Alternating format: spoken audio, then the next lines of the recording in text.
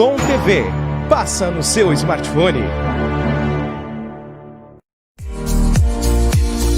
Alô você, tudo de bom? Mais uma vez, bom dia. Manhã de terça-feira, dia 23 de junho, ano de 2020. Estamos indo para o fechamento, a conclusão deste mês de junho. Ainda falta alguns dias, né? 7 dias para fecharmos aí o mês. Ou seja, na semana que vem, terça-feira da semana que vem, é o último dia do mês de junho. Vamos fechar mês de junho no 30º dia e vamos para a abertura do mês de julho. E assim também fazendo já a abertura do segundo semestre deste ano de 2020, né? Segundo semestre se inicia a partir, então, aí da quarta-feira da semana que vem, com o dia 1º de julho. Nós também estamos na estação inverno, o frio vai acentuando-se, claro que daqui mais alguns dias, segundo a previsão do tempo, a partir de quinta-feira, ou nós vamos começar a sentir um pouco mais forte, né? Aí as temperaturas mais baixas. Quinta-feira à noite, né? As temperaturas começam a baixar. E aqui está mostrando pra gente temperaturas aí do final de semana de até 0 graus, entre sábado e domingo, né? Sensações térmicas e até mesmo temperaturas negativas. O frio vem aí. E claro que vai ser uma transição de junho para julho com uma semana com temperaturas mais baixas, segundo o que nos aponta a previsão do tempo, inclusive com certa umidade presente no ar, principalmente a partir do domingo. É o que destaca, então, algumas informações do tempo e, claro, vai se reajustando tudo isso para os próximos dias. Deixa eu fazer o seguinte, deixa eu cumprimentar ele, Miguel Brambila, que chega em nossa programação, integra-se ao nosso grupo a partir de agora e também faz uma saudação especial à nossa audiência. Miguel Brambila, bom dia para você. Alô, Edinho Soares, tudo bem? Bom dia nossa audiência. É um prazer mais uma vez. Estamos começando mais um Sabe Caxias by Bitcom.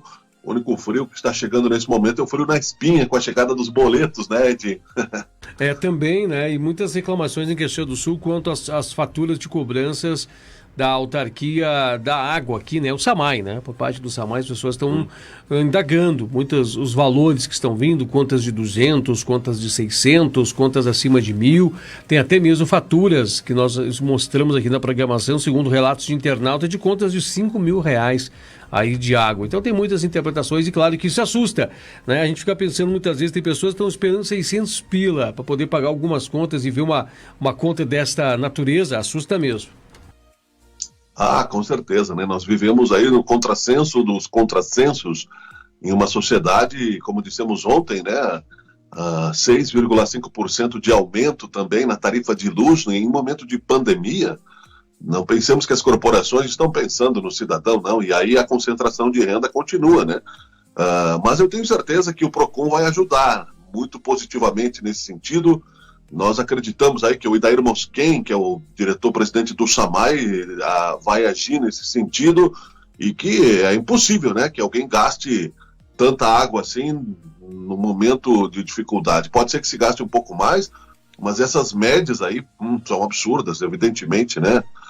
O PROCON e, inclusive, a Defensoria Pública devem agir nesse sentido em defesa do cidadão. E é pelo fortalecimento das instituições que nós temos que contestar.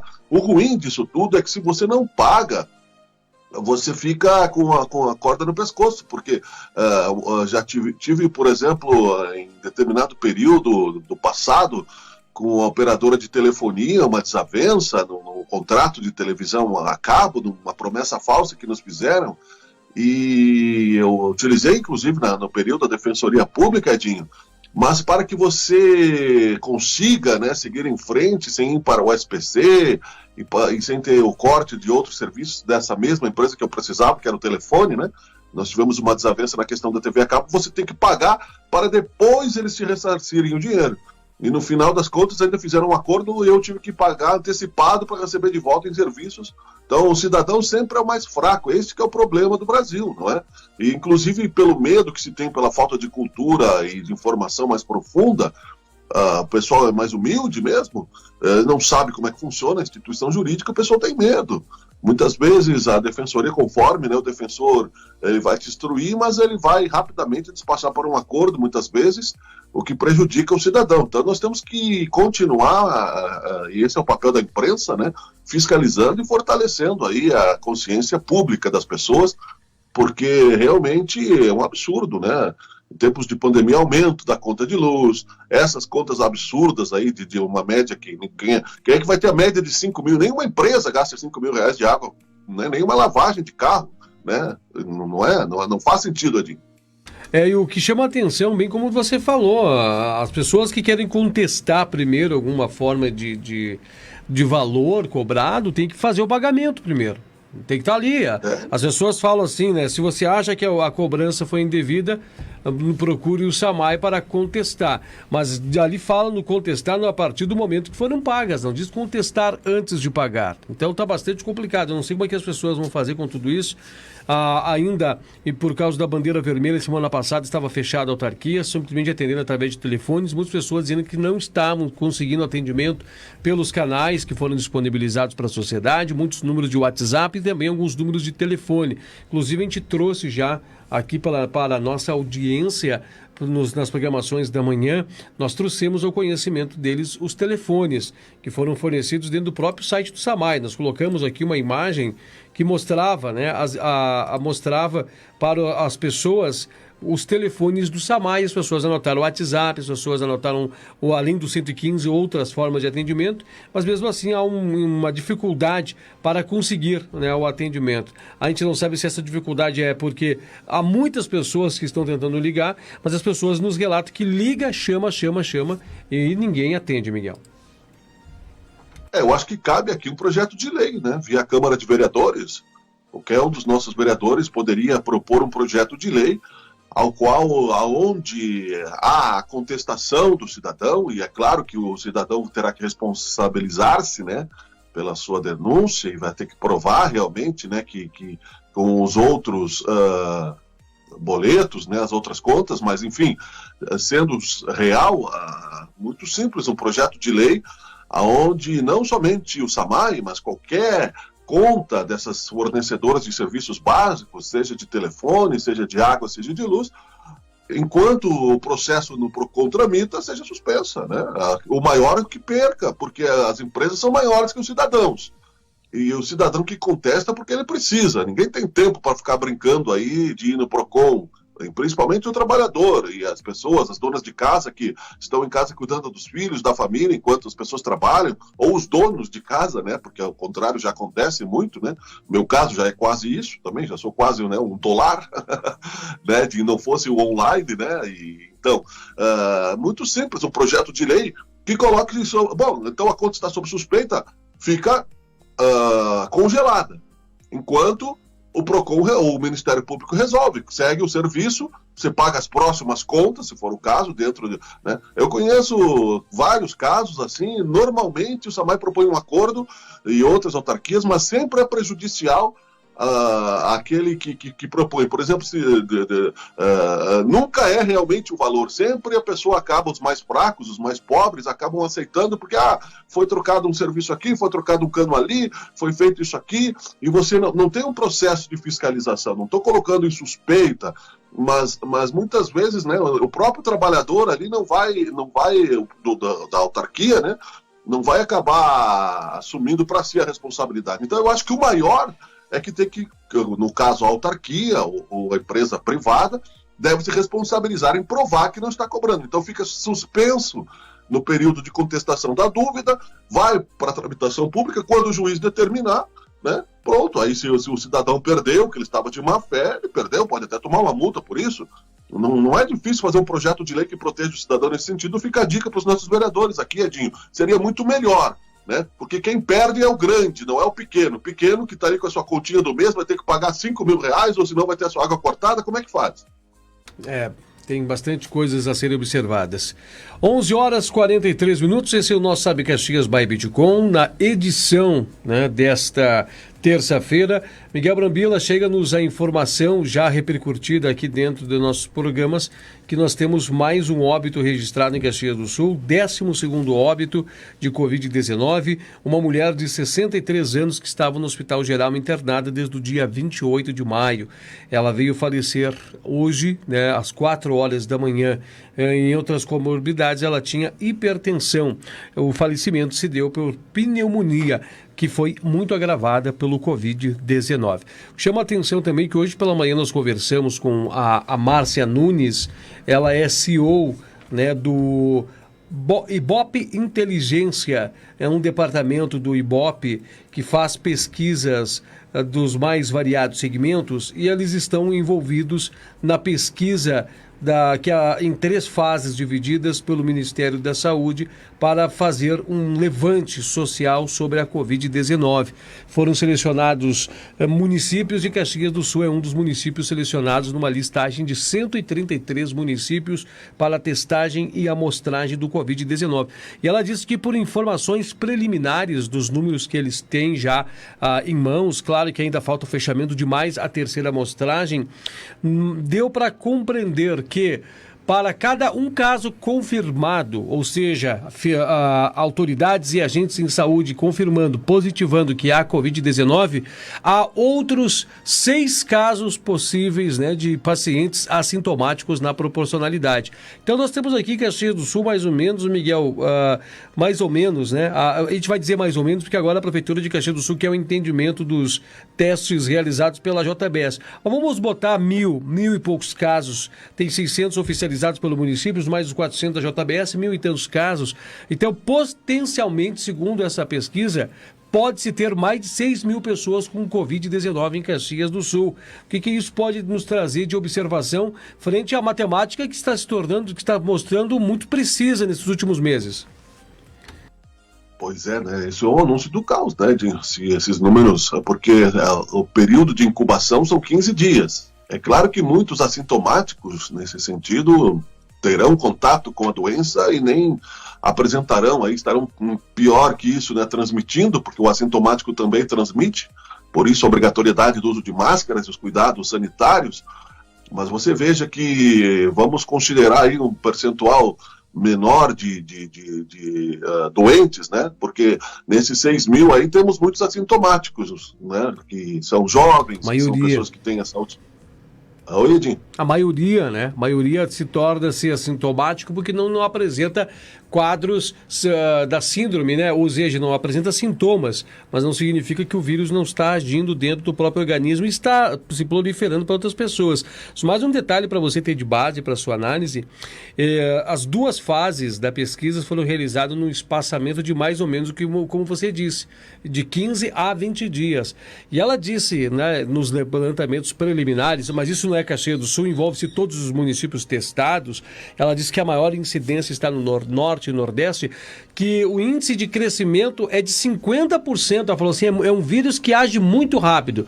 Nós fizemos uma testagem num determinado número de população e quando nós voltamos em cerca de 15 e 20 dias, nós constatamos pelos números que já tinha evoluído em 50% de todo o crescimento do... Então é um vírus muito rápido, age-se de uma forma ainda incompreensível por eles dizem, mas esses números servirão para apontamentos de como se encaminhará aí o Ministério da Saúde com programas e, claro, também até o governo do estado que se baseia nessas pesquisas para poder ver como é que vai agir, porque foi citado que um dos parceiros é a Universidade Federal de Pelotas.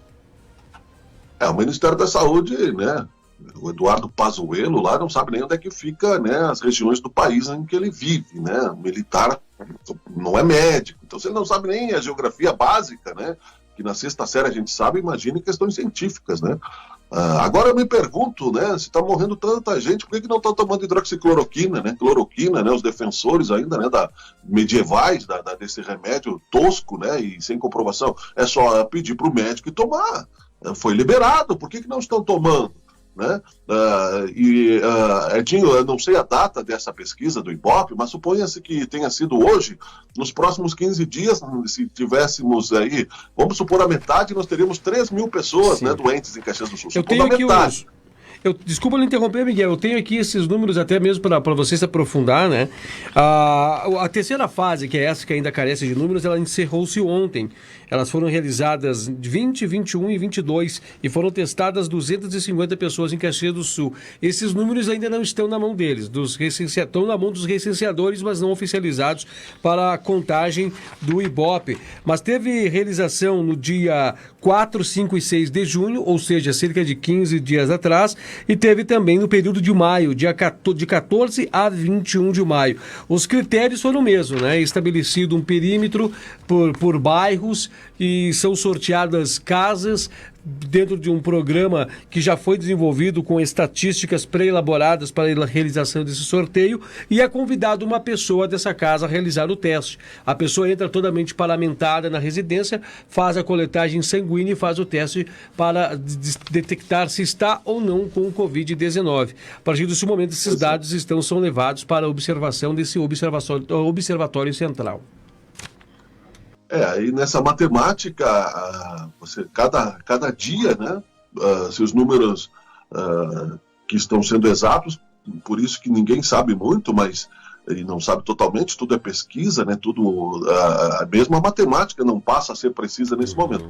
Suponha-se que fosse ontem o fechamento total dos 6 mil, em 15 dias nós teríamos no mínimo 3 mil pessoas, seria o caos, né? Seria o caos. Mas se ele é gradual, muitas pessoas não ficaram doentes. Você veja que, então nós não sabemos. Sim. Agora muita gente tem dito, Edinho, e isso claro que preocupa, seria bom se eu pegasse o vírus, já me curava de uma vez, então, mas você não sabe o que ele vai fazer dentro de você. E inclusive você vai transmitir para outras pessoas, mesmo que não queira. Nós estamos aqui vivendo uma roleta russa. Sim. Você faz todo o processo da vigilância sanitária, mas se você pegar, pelo menos você não foi o culpado, né? Mesmo assim você pode pegar. Você não sabe por onde que ele vai entrar, você sem querer coçar o olho, colocou o dedo aqui na máscara. Inclusive, né, nós vivemos o negacionismo. Eu acho que são muito positivos esses dados, importantes para nosso jornalismo e conscientizar as pessoas e a comunidade, e que venham mais pesquisas como essa, porque nós temos que agir paralelamente, os estados e municípios, não os negacionistas, porque a notícia é que em Brasília o presidente da República foi obrigado passível de multa a usar máscaras. Então você veja que um presidente da República que nega 52 mil mortes, mais de 9 milhões de infectados no mundo, em 8 dias foi o último milhão. Em 8 dias, segundo aí a Organização Mundial de Saúde, 1 milhão de pessoas se infectaram no mundo. O primeiro contágio de 1 milhão demorou mais de 30 dias. Então você veja que isso vai se triplicando. Um dado estatístico apavorante, é verdade, que talvez não cheguemos a isso, a gripe espanhola durou 2 anos e morreram 55 milhões de pessoas, né? E foram 2 ondas. Né? Então você veja 2 ondas da gripe espanhola. Você vê isso, que nós tínhamos muito menos gente no mundo. Então nós temos aproximadamente 7 bilhões de pessoas. Numa segunda onda nós corremos o risco aí de morrer muita gente e chegar aí à casa do 1 milhão, com certeza. Nós temos que continuar enfrentando, está sendo deprimente para muita gente, né, de estar nos afetando emocionalmente, mas é necessário continuar agindo, né? Não podemos parar de nadar. Eu vi uma frase, Edinho, só para complementar, assim, para te passar a palavra, importante esse diálogo, do Almir Klink, era num comercial de financeiro e tal, o Almir Klink, o navegador brasileiro, famoso, que viaja pelo mundo, né? No mar, enquanto há uma crise, o marinheiro não dorme, né? Mas aqui no Brasil, pelo jeito, né, muita gente está dormindo tranquilamente porque eles acham que a pandemia é culpa da mídia, eles acham que a pandemia é culpa da Globo Lixo, né, que é uma perseguição política da Globo, e que o Facebook não é mídia, que as outras empresas de televisão não são mídia, né, que a mídia, o próprio WhatsApp é uma mídia, né? Então a ignorância ela já não cavalga mais no Brasil, ela anda de foguete, né? Nós somos o país que vai ser o primeiro da tragédia e teremos aí um genocida na história do Brasil, no lixo da história. Agora, antes que venha algum aloprado dizer que nós somos de esquerda e defendemos o Lula, não, a esquerda roubou muito e esperemos que não volte para roubar mais do Brasil, né? Nós temos que criar novos caminhos no Brasil. Saudade, né, do meu amigo, do meu avô Leonel Brizola, que tinha culhão. Não temos líderes mais com culhão no Brasil para colocar o dedo na ferida realmente, Edinho. Um outro detalhe também, Miguel, que vale a pena você levar em consideração, é muito distinta a classificação de assintomático. Ela é muito ampla, porque assintomático pode gerar muita confusão. Porque o que acontece? As pessoas que estão buscando fazer exame ou teste de Covid são pessoas que estão com a sua saúde muito debilitada, muito agravada. Quando a pessoa sente que o ar não consegue mais entrar nos pulmões, quando a pessoa sente que está mesmo nas últimas, como as pessoas dizem, é aí que você vai procurar a saúde. E você vai dizer, olha, eu estou com muita dor, eu não consigo respirar e tal. Mas tem muitas pessoas que estão confundindo com resfriados a Covid. Exemplo, ele dá todas as características e sintomas que você está resfriado, uma febre baixa, aí você fica com um corrimento nasal, né? Diz assim, puxa, eu estou apenas com resfriado, isso aqui não é o Covid, porque o Covid as pessoas dizem que ele age de tal e tal forma e não me chegou a me agir desse formato. Então você está não totalmente assintomático, porque há alguns sintomas, mas você não consegue ter os sintomas propriamente do que diz que é Covid. Então você está no meio termo, e aí você está circulante, né? Você está fazendo suas atividades, segue trabalhando, segue com o seu automóvel, segue circulando na cidade, você vai às compras, vai ao supermercado e você está contaminando de 1 para 6 sem perceber. É verdade, né? Mas, assim, abre aspas, né? Uma gripezinha, né? Fecha aspas. E onde está o exame, inclusive, né? Qual é a dificuldade de você mostrar um exame clínico, né? Você que mostrou aí a cirurgia da sua facada, enfim, é uma gripezinha, né? Então, quer dizer, nós temos que evitar o pânico, nós temos que continuar, e acho que nós teremos que avançar na questão da responsabilização individual e coletiva da transmissão do vírus, e acho sim que as autoridades municipais, né, ou o Ministério Público deveriam ir mais firmemente na JBS, por exemplo, porque sabia dos protocolos e que sabia, né, dinheiro para eles não falta, né, eu já disse, são um dos maiores frigoríficos do mundo envolvidos aí em escândalos de corrupção ano passado, foram presos, né, o Wesley e Joesley, e pediram ressarcimento da questão da saúde pública para os cofres do município, porque não basta simplesmente, né, você vai lá e ficar essa briga, abre e fecha, e colocar em risco os empregos das pessoas. Não, deixa trabalhar, fiscaliza, mas cobra o preço social disso tudo por transmissão criminosa de pandemia, uma ação jurídica coletiva ou do Estado. É isso que nós temos que começar a aprender no Brasil, né? Fortalecer a Defensoria Pública, o Ministério Público, porque você, e como cidadão, para que nós possamos, sim, fiscalizar. Muita gente pensa, né, que somos negacionistas, por exemplo, dos partidos políticos, né? Agora, infelizmente, porque tenho muitos amigos políticos, os partidos em si não representam os políticos honestos que estão dentro dele. Todos eles, né? Nós falamos muito aqui do PT, da esquerda, da roubalheira, mas isso não representa, por exemplo, o Pepe Vargas, que fez um governo excelente como prefeito aqui em Caxias do Sul, e outros aqui caxienses que estão no Partido dos Trabalhadores, né? O Rodrigo Beltrão e outros tantos, né? E assim como também alguns que defenderam o Bolsonaro que não se representam. O próprio PMDB, nós temos muitas figuras do PMDB em Caxias que não representaram aí o Michel Temer, que ficou 40 anos aí conseguindo o José Sarney, né? Então, essa questão partidária, o PTB, né, o próprio prefeito aqui de Caxias do Sul é do PTB, agora o presidente nacional do PTB é o Roberto Jefferson. Então, quer dizer, nós temos que mudar isso de alguma maneira, mais, de trazer mais transparência. Se eu fosse escolher um partido, e graças a Deus não preciso disso, porque não sou candidato hoje, não sei onde é que eu iria, né? Porque não há ideologia e não há nenhum partido, né? O PT que se elegeu e ficou no poder com o brilhantismo político do Lula, que depois colou na sua testa, né, a pecha de ladrão e foi julgado aí por mais de 12 juízes, saiu da virgindade dos partidos. Não vai ser extinto, mas recebeu verbas internacionais, assim como os outros partidos. Então nós temos que fortalecer as instituições públicas, as instituições democráticas do país e não desistir, e continuar conscientizando o cidadão, para que em momentos como a da Covid-19 nós não passemos uma vergonha mundial de sermos o país mais bagunçado do mundo, Edinho. Nós chegaremos aí, infelizmente, a um índice de mais de 100 mil mortes no Brasil. Você vê que nós já passamos 1 milhão, e é 6% a média matemática desse vírus letal. Nós estamos aí com 50 mil até o fim, nós estamos com 12 mortes.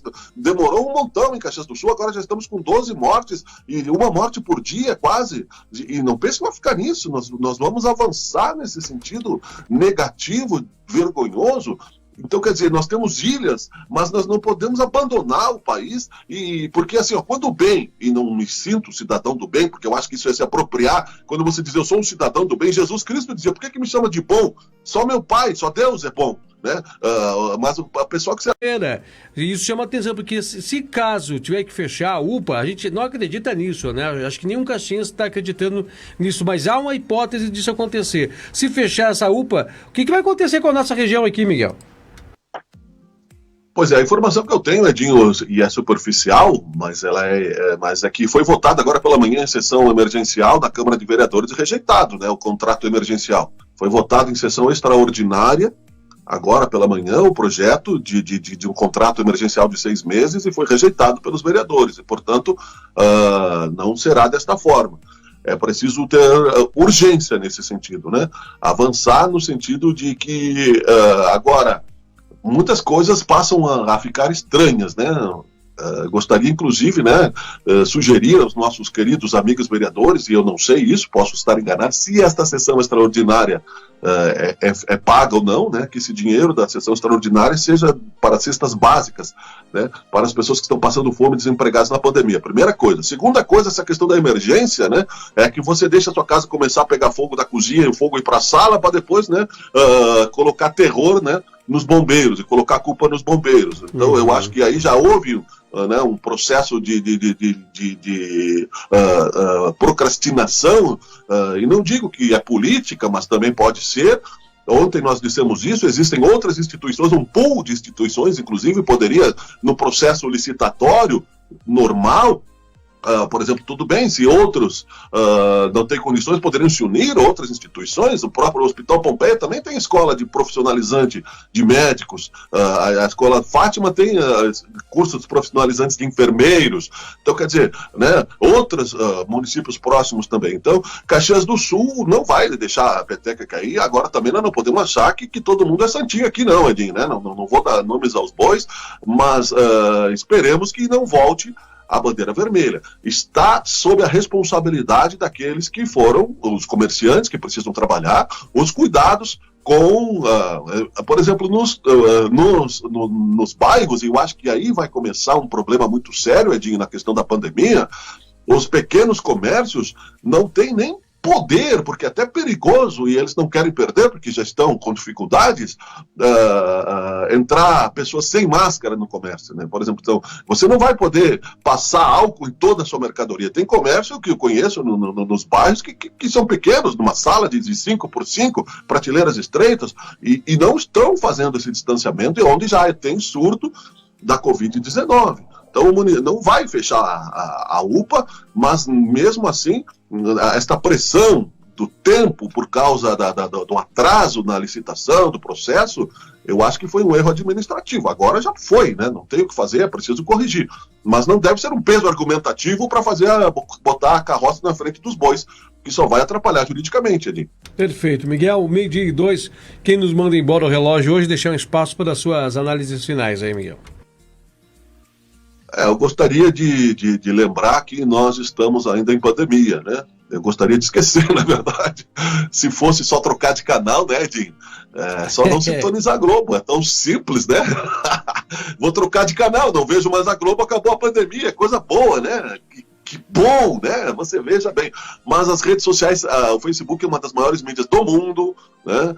Nós estamos aí, inclusive, trabalhando com isso também, né? E outras fontes de informação, nem tanto ao mar, nem tanto à terra, né? Nem todo mundo está certo, nem todo mundo está errado, mas é preciso ter posturas firmes. Sim, o certo é o certo, o errado é o errado.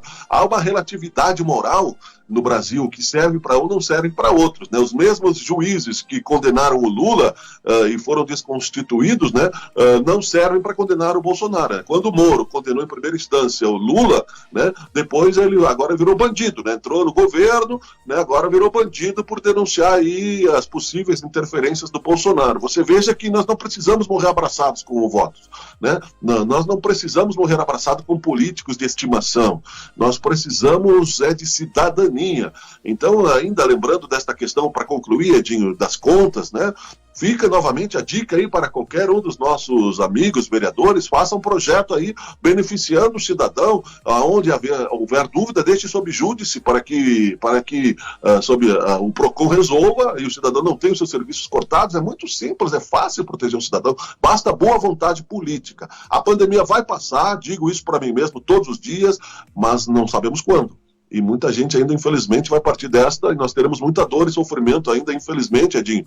Mas vamos acreditar que dias melhores virão, é o que nós temos para dizer. Vem aí o Bitcoin meio-dia, um abraço, Edinho, muito obrigado pela tua audiência, pela tua conversa, mais uma vez, querido amigo, e a audiência de todos, valeu? Que bacana, né? Meio-dia e 5, meio-dia e 4 ainda, mas praticamente já meio-dia e 5, assim nós vamos encerrando mais uma edição do Sabe Caxias by Bitcoin. Amanhã já é quarta-feira, né? Meu Deus, metade da semana. Nós vamos estar aqui juntos nesse mesmo horário com mais uma edição para você.